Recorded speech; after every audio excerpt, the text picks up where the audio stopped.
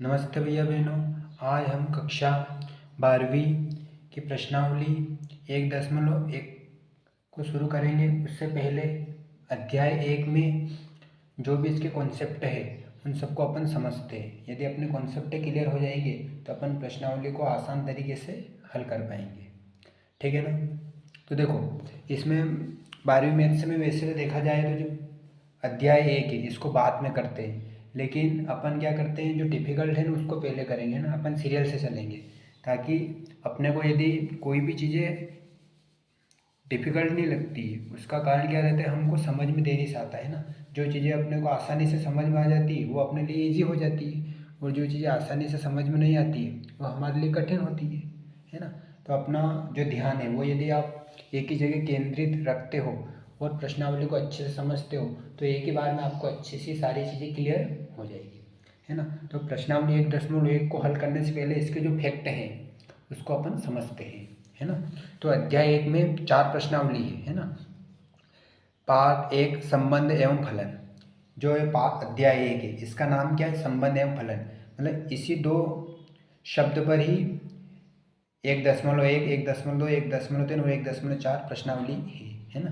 तो इसमें देखो, प्रश्नावली 1.1 में अपन क्या समझेंगे, संबंधों के प्रकार, है ना। संबंध कितने प्रकार के होते हैं, संबंध का अर्थ क्या है एवं इसके सवाल किस टाइप से होते हैं, ये अपन प्रश्नावली 1.1 में समझेंगे। 1.2 में अपन फलनों के प्रकार समझे, है ना। फलन किसे कहते हैं, है ना। वो कितने प्रकार के होते हैं, उनकी पहचान क्या है ना। सवाल में उनका उपयोग कैसे होता है, इसके बारे में अपन समझेंगे।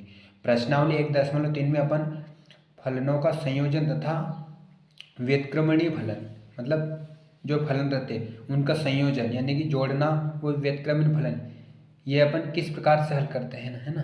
तो इसको भी अपन आसान तरीके से समझेंगे। जब इस प्रश्नावली का अपन अध्ययन करेंगे तो उसमें अच्छे से अपन इसका अध्ययन करेंगे। 1.7 द्विआधारित संक्रिया है। देखो, ये और ये कहीं बोर्ड स्टेटमेंट दोनों हटा दिया गया है, लेकिन अपन सारे कॉन्सेप्ट क्लियर करेंगे। क्यों? क्योंकि जब आप 12वीं बाद जब बीएससी या एमएससी करते हो तो उसमें इनका कहीं ना कहीं लिंक जुड़ी हुई रहती है। यदि अपन नहीं पढ़ेंगे तो आपको बाद में बहुत कठिनाई आएगी, है ना। इसमें से कुछ संबंध एवं प्रकार, ये जो अध्याय है ये पार्ट 11 मतलब कक्षा 11वीं में भी से भी इसका लिंक जुड़ी हुई, यानी इसका कनेक्शन है। जो कक्षा 11वीं मैथ से विषय है उसमें पार्ट 2 है, वो और ये एक ही है। यदि किसी भैया बहन ने 11वीं में यदि इसको अच्छे से पढ़ा है तो इसको 12वीं कक्षा में इस पार्ट को समझने में ज़्यादा कठिनाई नहीं होगी। तो कहीं ना कहीं इसके टोटल चैप्टर तो 13 है ना। उसमें से कहीं चैप्टर 12वीं से जुड़े हुए हैं और कहीं चैप्टर एमएससी बीएससी में आपको उसका विस्तृत रूप में आप अध्ययन करेंगे तो अपन सारे कॉन्सेप्ट क्लियर करते जाएंगे, है ना। और सत्र 2023-24 में कौन से एग्जाम में आने वाले हैं उसको भी मैं आपको बताते जाऊंगा, है ना। तो एक तो प्रश्नावली 1.1.2 इन दोनों को तो आपको अच्छे से समझना है। तो चलो अपन शुरू करते हैं। संबंध एवं फलन। देखो, अध्याय का नाम ही क्या है, संबंध एवं फलन। जितने भी सवाल हैं उन सभी सवालों में इन दोनों का उपयोग हो रहा है ना। तो अपन परिचय संबंधों के प्रकार, अपन आज क्या समझेंगे, परिचय संबंधों के प्रकार, यानी संबंध किसे कहते हैं, है ना। संबंध कितने प्रकार के होते हैं ये अपन समझेंगे, ठीक है ना। तो देखो, सबसे पहले अपन लेंगे संबंध क्या है ना। तो संबंध किसे कहते हैं, संबंध 3 प्रकार के होते हैं, है ना। वो अपन इस अध्याय में अच्छे से समझेंगे। और जो संबंध 3 प्रकार के होते हैं उसी संबंधित ये जितनी भी प्रश्नावली सभी उन्हीं संबंधों से संबंधित है ना। तो देखो, पहले अपन क्या है, संबंध क्या है इसको अपन समझते हैं, है ना। आपको स्क्रीनशॉट नहीं लेना, आपको सिर्फ समझना है ना।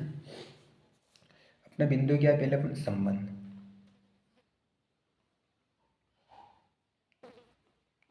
संबंध क्या है ना। तो संबंध किसे कहते हैं, अपन यहाँ 2 डायग्राम बना देते हैं ना, इससे आपको आसान तरीके से समझ में आ जाएगा। ये मैंने 2 डायग्राम बना दिए, ठीक है। इसको मैंने ए नाम दे दिया, इसको बी नाम दे दिया, है ना। इसको दोनों को जो जोड़ रहा है उसको मैंने क्या नाम दे दिया, आर। ये जो आर है ना, ये ए और बी को परिभाषित कर रहा है, यानी दोनों को जोड़ रहा है ना। तो ए में अपन इसके कुछ अवयव बना देते, जैसे 1 2 3 4। बी में भी अपन इसे लिख देते हैं 1 सॉरी नहीं 2 3 4 5 और 6। ठीक है,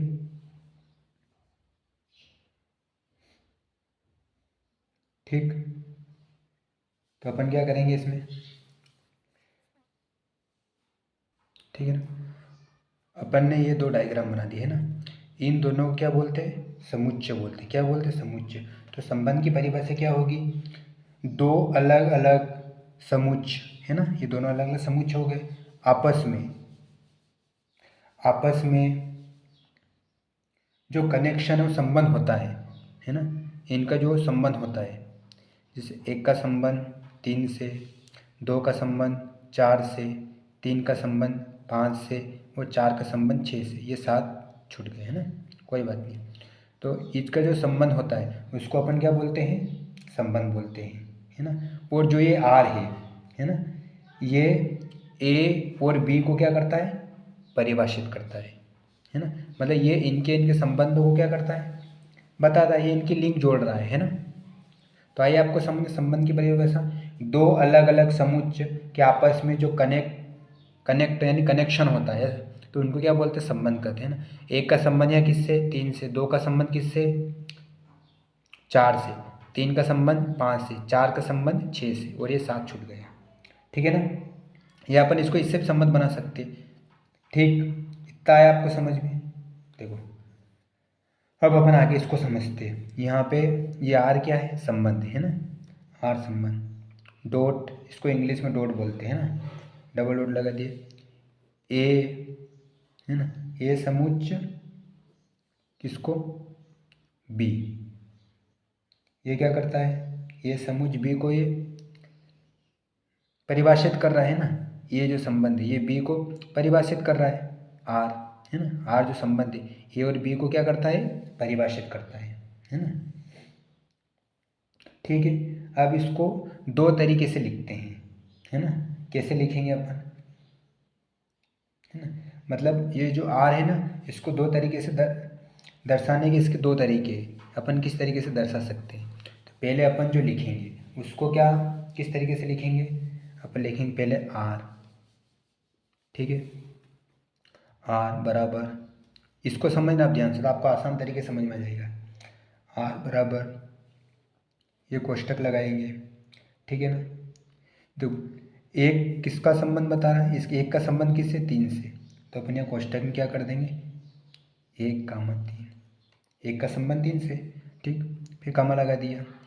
2 का संबंध किससे, 4 से, तो 2 कामा 4, ठीक। फिर 3 का संबंध किससे, 5 से, यानी 3 का कनेक्ट किससे हो रहा है, 5 से, है ना। तो अपन क्या करेंगे, 3 कामा 5, ठीक। फिर आगे 4, 4 का संबंध किससे हो रहा है, 6 से, 6 लिख देंगे, ठीक। ये बड़ा वाला कोष्टक लगा देंगे। तो ये जो आर है, एक तो अपन इस तरीके से लिखते हैं, है ना, इसका एक तरीका और है, ठीक है ना, आर है ना बराबर, ये जो दो समुच्चय बने हुए हैं, है ना, इसको इसको एक्स भी बोलते हैं और इसको वाई भी बोलते हैं ना। तो यहाँ पर लिख देंगे एक्स और ये यहाँ पे वाई, और ये जो सब हो ये क्या हो गई, ये एक्स का वाई, यानी कि एक्स की वैल्यू हो गई, ये वाई की वैल्यू हो गई, ठीक है। तो अपन यहाँ लिखेंगे ये जो यहाँ है, एक 3 से संबंध है ना, एक का संबंध किससे, 3 से, है ना, कनेक्शन हो रहा है इसका, एक का संबंध 3 से। तो अपन क्या करेंगे, एक की जगह अपन एक से लिख सकते हैं क्योंकि एक्स की वैल्यू हो गई। तो अपन क्या करेंगे, कोष्टक बनाएंगे, छोटा कोष्टक, एक्स, एक्स का संबंध किससे, वाई से, है ना। तो अपन क्या करेंगे, एक्स रूट वाई, ठीक है ना। एक्स का संबंध किससे, वाई से, है ना, इन दोनों का भी तो संबंध है ना। फिर डॉट, दो बिंदु क्या बोलते हैं, डॉट बोलते हैं, सच डेट भी बोलते हैं इनको, है ना, ये याद रखना आप। अब आगे क्या है, ये जो y है ना, ये क्या है, एक्स कामा वाई, है ना। तो देखो एक्स एक्स अपन एक का अपन क्या लिखा है यहाँ पे, एक्स लिखा, 3 का अपन क्या लिखा, वाई, क्योंकि अपन ने एक्स वाई भी इनको इनके अवयवों को अपन एक्स वाई भी मान सकते हैं, ठीक है ना। अब आगे इसमें क्या है, 2 4 है ना, तो ये क्या आगे यहाँ पे 2 4। तो मुझे बताओ वाई में, वाई प्राप्त करने के लिए इधर एक्स में कितना जोड़ा इन्होंने,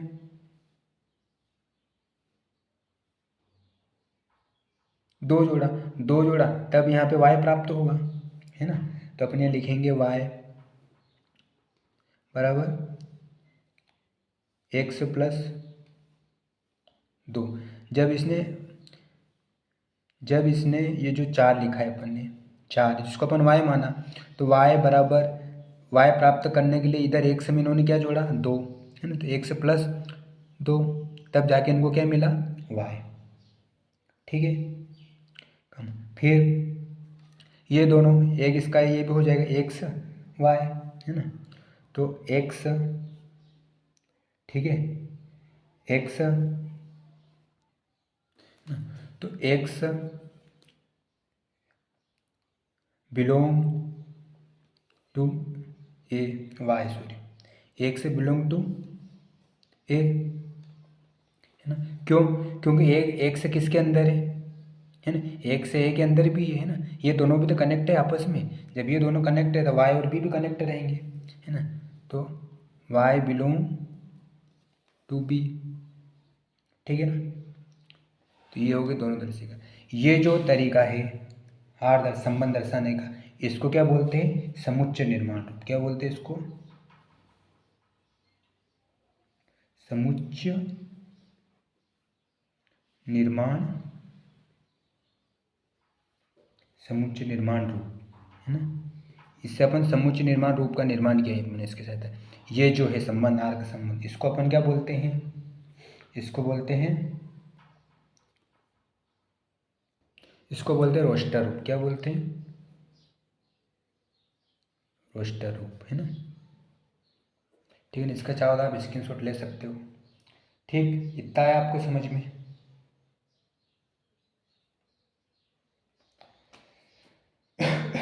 देखो अब इसके बाद में अपन इसकी थोड़ी बहुत, इसके दो मतलब 2 3 चीज़ें और हैं जो अपने को ध्यान की देने की ज़रूरत है ना, उसको अपन समझ लेते हैं। अपन एक डायग्राम और बना लेते हैं, है ना। देखो यहाँ पे मैंने एक डायग्राम बनाया,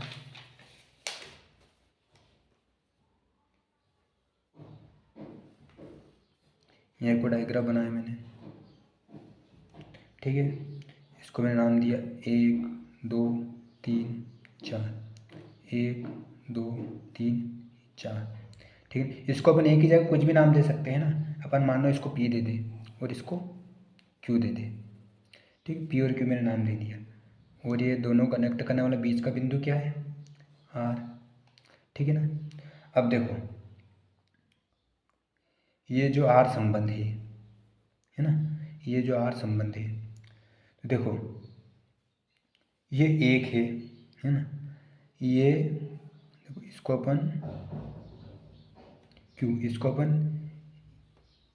ए B C, A B C D से संबंधित करते हैं ना, ताकि अपन सवाल में इनका उपयोग करेंगे, ठीक है ना। देखो एक यहाँ पर ए से कनेक्ट हो रहा है ना, 2 यहाँ पे 2 भी ए से कनेक्ट हो सकता है, 3 भी ए से कनेक्ट हो सकता है, और 4 बी से कनेक्ट हो सकता है ना। तो देखो कैसे अपन इसको लिखेंगे, यहाँ पे एक किससे कनेक्ट हो रहा है, यहाँ पे ए से कनेक्ट किया अपन ने, ठीक, 2 का अपन किससे कनेक्ट किया, 2 का भी अपन ए से कनेक्ट कर सकते हैं, ठीक, फिर 3 का भी अपन ने ए से कनेक्ट किया, फिर 4 को भी अपन ने बी से कनेक्ट किया, ठीक है ना। मतलब ऐसी स्थिति भी इसमें बनती है, ये जरूर नहीं कि सामने सामने वाला ही इसमें कनेक्ट हो, है ना। ये एक ए से भी कनेक्ट हो सकता है, 2 ए से भी कनेक्ट हो सकता है, 3 ए से भी कनेक्ट हो सकता है, 4 बी से कनेक्ट हो सकता है ना। इसकी एक स्थिति और बनती है। देखो यहाँ पे एक डायग्राम और बना देता हूँ मैं, यहाँ पे छोटा ले ले अपन 1 2 3, 1 2 3, ठीक है। P x P Q R संबंध ये इनके अवयव हो गए, ठीक। ये देखो ये एक किससे कनेक्ट हो रहा है, एक से, ये वापस में ए से कनेक्ट हो रहा है ना, दो भी ए से कनेक्ट हो रहा है, 3 बी से कनेक्ट हो रहा है ना। अपन ने छोटे लिए ताकि अपने को अच्छे से समझ में आ जाए। तो देखो एक ए से भी कनेक्ट हो सकता है, 2 ए से भी कनेक्ट हो सकता है, 3 बी से भी कनेक्ट हो सकता है ना। ये इधर वाले जो है अवयव, ये दो इधर ए से दो साथ कनेक्ट हो सकते हैं, है ना। तो इसकी क्या बनेगी, ये संबंध समुच्चय निर्माण क्या बनेगा इसका, 1 कामा ए, है ना, 1 कामा ए, फिर अगला 2 कामा ए, फिर अगला 3 किससे संबंध है, बी से, ठीक है ना। तो इस प्रकार अपने को प्रश्नावली 1.1 के सवालों को आसान तरीके से हल करना है ना। देखो ये तो अपन ने समझ ली, इसके साथ में अपने को 3 खास बात भी अपने को समझनी है ना, ठीक है ना। तो इसको अपन समझते हैं। देखो यहाँ पे एक होता है इसमें प्रांत, क्या होता है, प्रांत, ठीक। एक होता है इसमें क्या, सहप्रांत, ठीक। एक होता है इसमें क्या, परिसर, क्या होता है, परिसर, ठीक है ना। इसको अपन समझते हैं। यहाँ एक मैं डायग्राम बना देता हूँ इसे, ताकि आपको अच्छे समझ में आ जाए। यहाँ मैंने एक डायग्राम बनाया, ठीक है,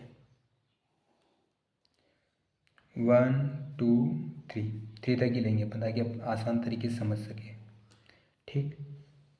पी क्यू ये अपना आर संबंध परिभाषित कर रहा है इनको, ठीक है। यहाँ अपने दो समुच्चय बनाए, ये जो प्रांत है ना, ये किसको परिभाषित करता है, जो काम कर रहा है ना। एक किससे कनेक्ट हो रहा है, एक से, है ना। जो कनेक्ट हो रहा है उन, एक इससे कनेक्ट हो रहा है ना, 2 इससे कनेक्ट हो रहा है, 3 इसी से कनेक्ट हो रहा है। तो इसका रूप क्या है, प्रांत किसको बोलते हैं, जो काम, जो काम हो रहा है, एक का इससे कनेक्ट हो रहा है, 2 का बी से कनेक्ट हो रहा है, 3 से सी का कनेक्ट हो रहा है। ऐसे यदि उदाहरण में सवालों में मिले तो ये प्रांत का संकेत क्या बन जाएगा,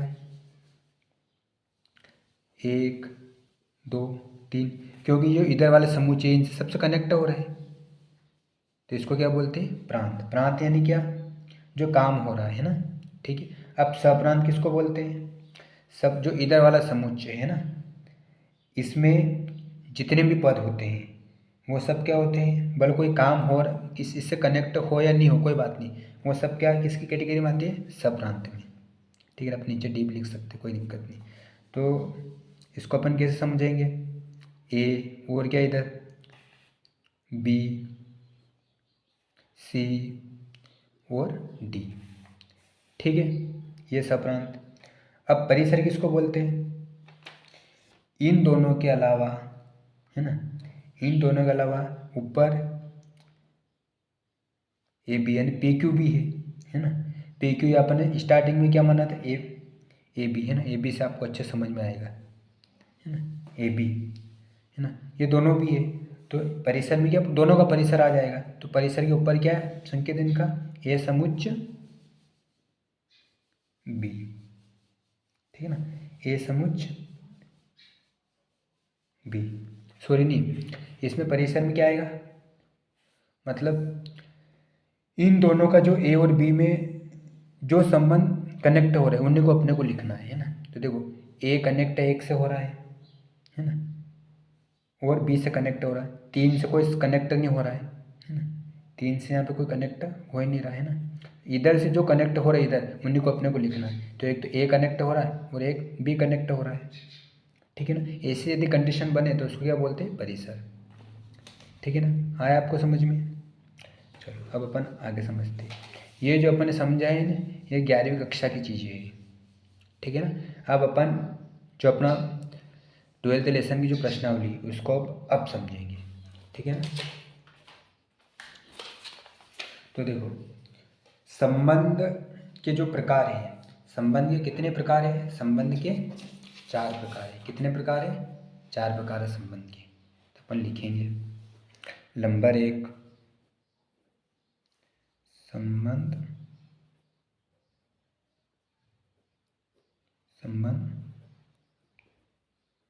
4 प्रकार है, ठीक है ना।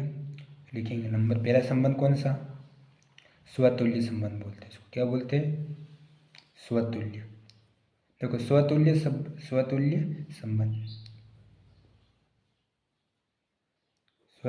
संबंध इसको इंग्लिश में क्या बोलते हैं? देखो, स्वतुल्य संबंध को अपन समझते पहले क्या बोलते हैं इंग्लिश में इसको? Reflexive relation.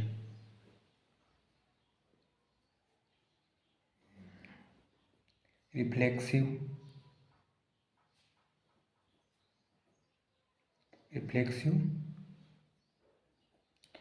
रिलेशन, ठीक है ना। स्पेलिंग में थोड़ी बहुत मिस्टेक हो तो समझ जाना, ठीक है ना। अपने को यहाँ इंग्लिश समझना जरूरी नहीं, अपने को केवल इनके फैक्ट समझना है ना। स्वतुल्य संबंध, ठीक है। देखो, स्वतुल्य संबंध किसको बोलते हैं?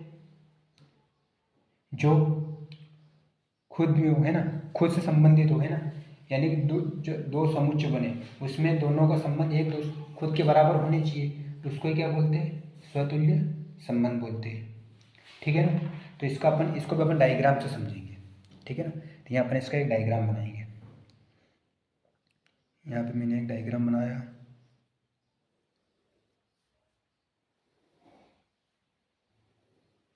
ठीक। यहाँ अपन नाम दे दिए क्या? 1 2 3, सब में अपन 3 ही लेंगे ताकि अपने को अच्छे से समझ में आ जाए। 1 2 3, इसको अपन नाम दे दिए क्या? ए, इसको बी। कनेक्ट करने वाले इन दोनों के संबंध को परिभाषित करने वाले उसका नाम क्या दे दिया अपन ने? आर, ठीक है। अब यहाँ देखना, स्वतुल्य संबंध यानी क्या? जो स्वयं से संबंध हो, है ना, खुद से संबंध हो, है ना। कैसे? देखो, यहाँ 1 का संबंध 1 से हो रहा है, ठीक है ना। 2 का संबंध 2 से हो रहा है, 3 का संबंध 3 से हो रहा है। यानी जो दोनों जो समुच्चय बने हुए हैं, ये जो अवयव है, इनका संबंध खुद से होना चाहिए, मतलब सामने वाला का सामने वाले से होना चाहिए, तब ये स्वतुल्य संबंध कहलाएंगे, यानी रिफ्लेक्सिव रिलेशन कहलाएंगे। कैसे? देखो, अपन इसका एक वो बनाते हैं संबंध, है ना। तो देखना, आर बराबर, देखो, 1 का संबंध 1 से है तो अपन लिखेंगे 1 कामा 1, ठीक है। 2 का संबंध 2 से है, 2 कामा 2, ठीक है। 3 का संबंध 3 से है, 3 कामा 3, ठीक है ना। ऐसे यदि उदाहरण में दिए हुए अपन जब सवाल करेंगे तो ऐसे उदाहरण मिलेंगे, तो ये किसको रिलेट कर रहा है? इसको स्वतुल्य संबंध, यानी कि 1 का संबंध किससे? 1 से, 1 का संबंध 1 से, 2 का संबंध 2 से, 3 का संबंध 3 से, ठीक है ना। तो इसकी सारणी किस प्रकार से बनेगी?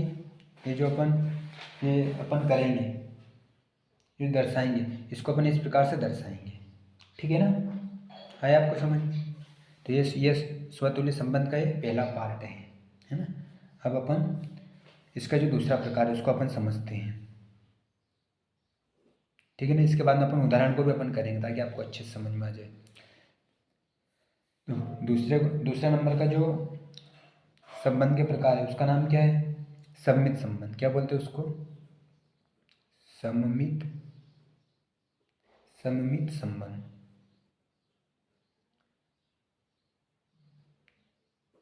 सममित संबंध में जो डायग्राम रहेंगे वो किस प्रकार के बने हुए रहेंगे? देखो, यहाँ मैं एक डायग्राम बना देता हूँ। मैं बना के इसलिए बता रहा हूँ ताकि सवाल सभी इसी टाइप के रहेंगे ना। ए बी, 1 2 3, 1 2 3, ठीक है ना। सममित संबंध यानी क्या? जो यानी इसको इंग्लिश में क्या बोलते हैं वो भी लिख लो आप, है ना।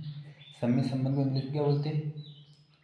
सिमेट्रिक सिमेट्रिक बोलते हैं इसको इंग्लिश में।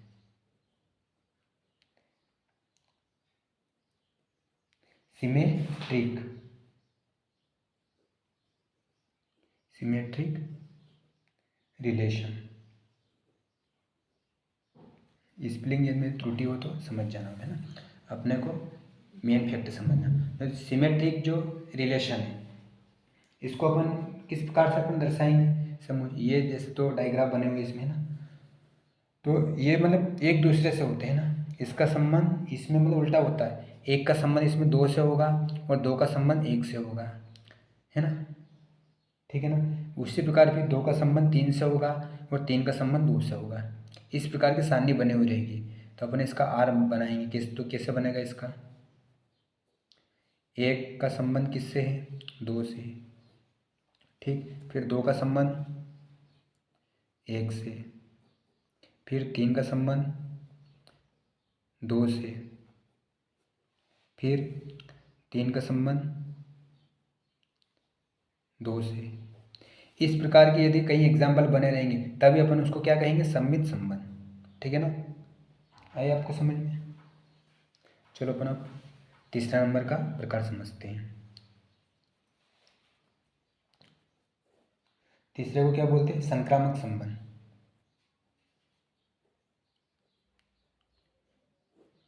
संक्रामक संबंध, संक्रामक संबंध यानी क्या, ये यानी सबसे कठिन है ना। इसको अपने को आपको जितना भी आपने अभी तक ध्यान लगाया सारा ध्यान आपको एक जगह केंद्रित हो जाना चाहिए, तब आपको समझ में आसान तरीके से ये आ जाएगा, ठीक है ना। तो देखो इसको कैसे लिखेंगे, डायग्राम में। चलो इस डायग्राम से समझ लो, चलो समझ में नहीं आएगा आपको, कटपिट होगी, नया ही बना देते डायग्राम, ठीक है ना। एक दो तीन, एक दो तीन, ठीक है ना। संक्रामक संबंध यानी कि एक से दूसरे में फैला, दूसरे से तीसरे में फैला, है ना। एक का संबंध यहाँ पे दो से है और दो का संबंध यहाँ पे तीन से है, ठीक है ना। इसी प्रकार जो अगला क्रम रहेगा, यदि यहाँ चार लिखा हो तो तीन का संबंध चार से, यदि यहाँ चार लिखा हो तो चार का संबंध पाँच से, यानी एक मतलब एक से दूसरे संक्रमण से फैलते हैं। देखो एक मैं यहाँ अच्छे से बता देता हूँ, ये जो ए है ना, ये बी है ना, तो संक्रमक जो संबंध है ए से किस में जाएगा, डायरेक्ट बी में, बी से फिर सी में। देखो ए से किस में गया, बी में, है ना, और बी से डायरेक्ट सी में, ठीक है ना। आया आपको समझ। चलो इसको अपन एक एग्जांपल से समझते हैं ना। इसको अपन लिखेंगे कैसे, संबंध में आर संबंध, इसको लिखेंगे ना, एक का संबंध किससे रहेगा, एक का संबंध दो से, ठीक है ना, दो का संबंध तीन से और तीन का संबंध एक से। ऐसी यदि तालिका बनी हुई रही तब इसको अपन आसान तरीके से हल कर पाएंगे, अन्यथा आपको अपने को समझ में कुछ भी नहीं आने वाला है। एक संबंध और बच्चा, उसको अपन लिख लो, वो जैसे सिलेबस में तो नहीं लेकिन अपन को करना है ना, क्योंकि अपने को बीएससी एमएससी में भी इनको पूछा जाता है। तुल्यता संबंध, तुल्यता संबंध किसको बोलते हैं, जिसमें जो अपन अभी किए स्वतुल्य, सम्मित और संक्रामक, इन तीनों का यदि इसमें आ जाए तो इन तीनों का योग को ही क्या बोलते हैं, तुल्यता संबंध बोलते हैं, ठीक है ना। इसको इंग्लिश में क्या बोलते हैं, इक्विवेलेंस, क्या बोलते हैं, इक्विवेलेंस रिलेशन, ठीक है ना। इसमें क्या रहता है, देखो इसको अपन स्वतुल्य, सम्मित और एक और कौन सा, संक्रामक, संक्रामक तीनों का होना, यानी कि इसमें ये भी होना चाहिए, ये भी होना चाहिए, मतलब ऐसी कंडीशन भी बननी चाहिए, ऐसी कंडीशन भी बननी चाहिए और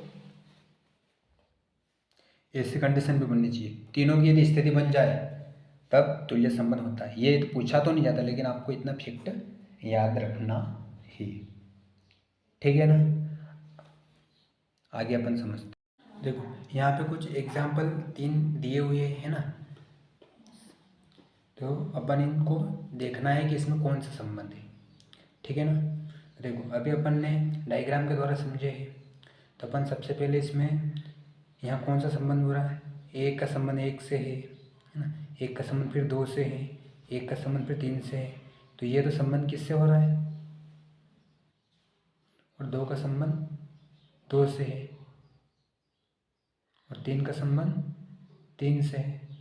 तो आपको कुछ इफेक्ट समझ में आ रहा है।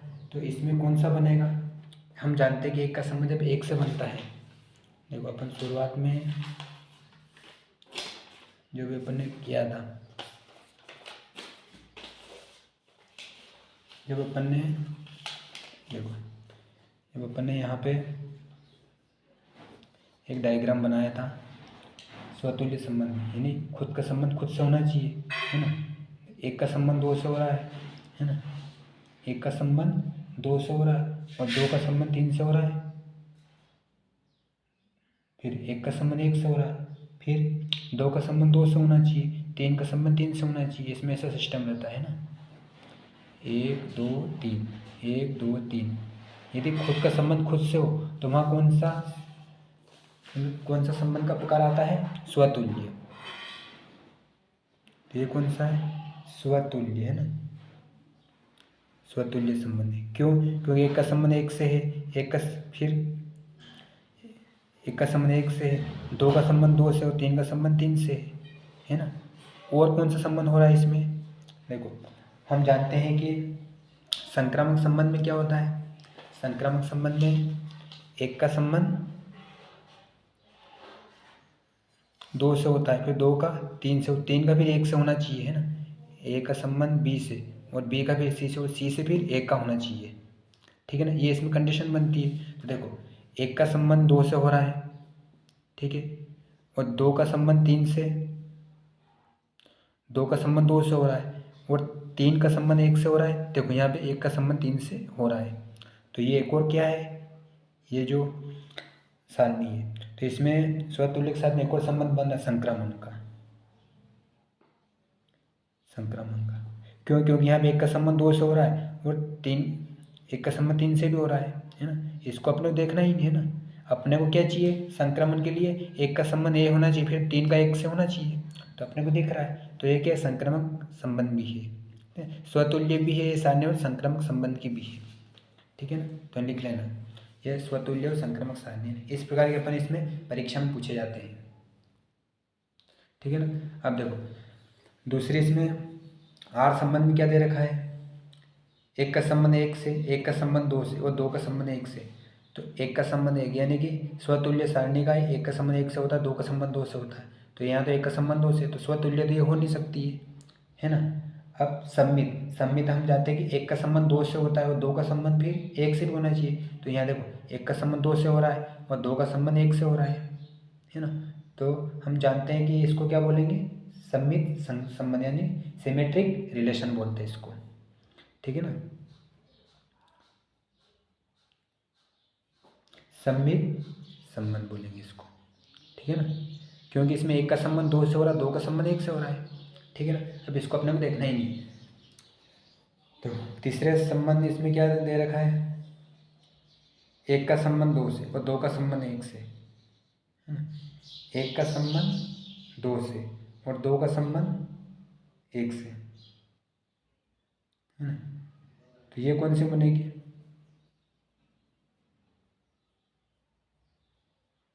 ये भी सम्मित बनेगी, है ना। एक का संबंध दो से, दो का संबंध एक से, ये भी कौन सी बनेगी, सम्मित, सम्मित, है ना, ठीक है ना। अब अपन क्या करेंगे, ये जो अपने सारणी होता है, ऐसे कई सारणियाँ हैं, तो अपन उदाहरण करेंगे तब अपने को अच्छे से समझ में आएगा, है ना।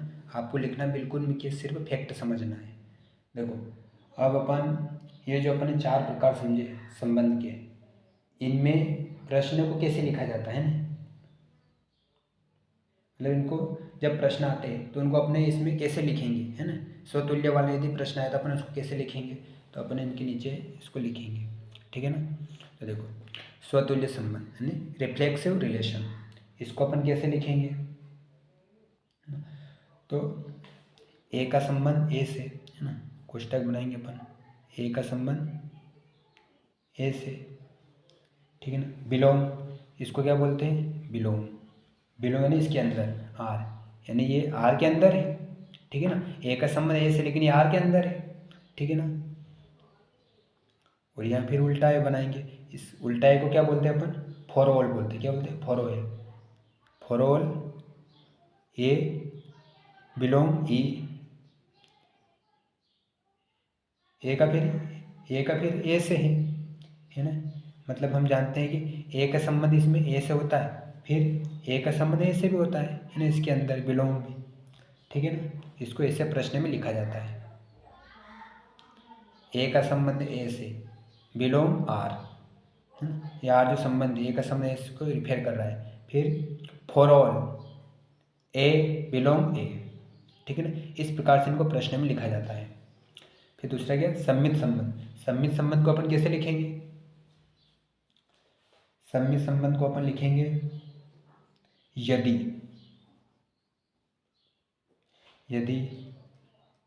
ए B, A comma B belong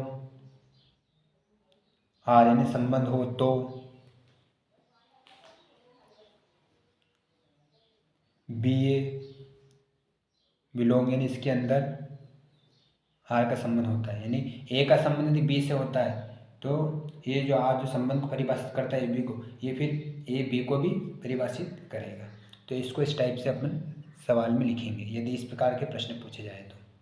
फिर आगे क्या, संक्रामक संबंध, संक्रामक संबंध को अपन कैसे लिखेंगे, देखो यहाँ पे ए कामा बी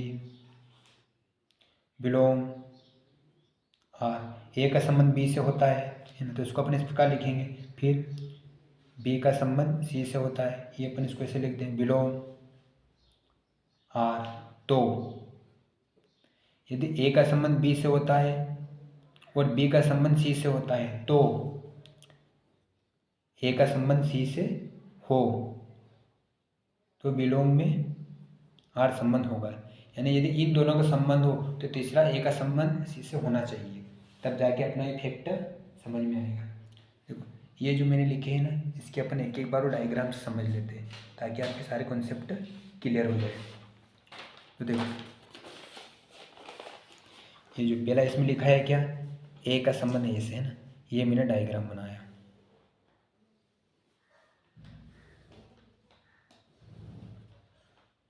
एक दो तीन, एक दो तीन, ठीक है ना, ए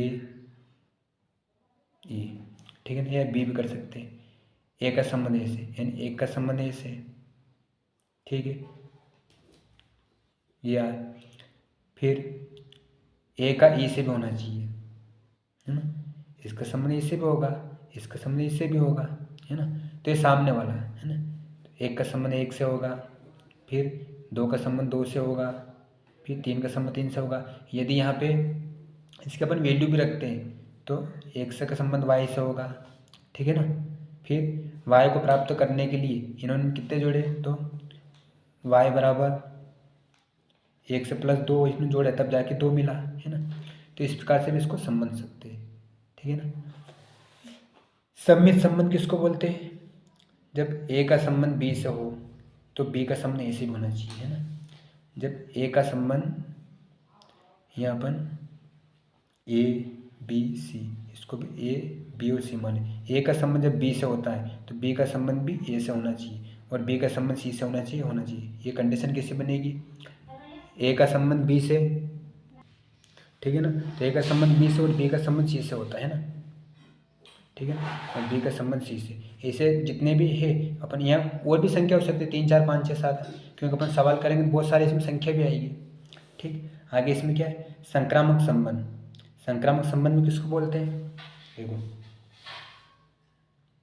ए का संबंध बी से हुआ और बी का संबंध सी से हुआ, है ना, तो ए का संबंध सी से भी होना चाहिए, ए का संबंध किससे होना चाहिए, सी से होना चाहिए, तब जाके वो संक्रामक बनेगा, है ना। इसको अपन ऐसे भी लिख सकते हैं, ए बी सी, ए का संबंध बी से, बी का संबंध सी से, है ना। तो अपनी ये क्या बनेगी, एक का संबंध 2 से और 2 का संबंध 3 से हुआ, और 3 का संबंध एक का संबंध फिर एक का संबंध 3 से भी होना चाहिए, 1 2 3, एक का संबंध 2 से, 2 का संबंध 3 से और एक का संबंध फिर 3 से भी होना चाहिए, ठीक है ना। इस प्रकार से अपन उदाहरण में से इनको समझेंगे, ठीक। लास्ट टाइम क्या है, तुल्यात्मक संबंध। तुल्यात्मक संबंध को अपन कैसे लिखते हैं, जिसमें अपन क्या करते हैं, स्वतुल्य